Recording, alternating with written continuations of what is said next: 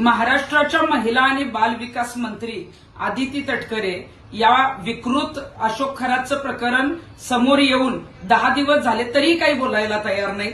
महिला सुरक्षितता, महिला सक्षमीकरण आणि बालकांचा विकास यासाठी त्यांच्याकडे हे कॅबिनेट मंत्रीपद आहे।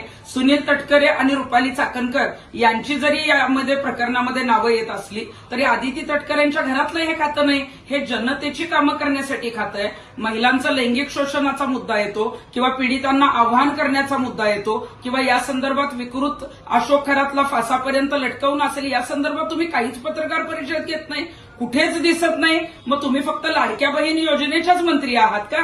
कारण या संदर्भामध्ये कुठल्या विकृत अशोक खरातच्या प्रकरणात तुम्ही पूर्णपणे अदृश्य आहात, गायब आहात। आता तरी समोर या आणि महिला बाल विकास मंत्री म्हणून या बाबतीत तुमचं काय म्हणणं आहे हे आम्हाला कळू द्या। कारण तुम्ही गायब आहात म्हणून नाही तर मग 2 दिवसात तुमचं जर स्टेटमेंट आलं नाही तर आम्हाला वॉन्टेड म्हणून ती जी आहेत ते फोटो पत्रकं जी आहेत ती आम्हाला जनतेने वाटावे लागतील आणि तुमचं जे काय म्हणणं आहे त्यासाठी जे आहे ते तुम्हाला शोधावं लागेल।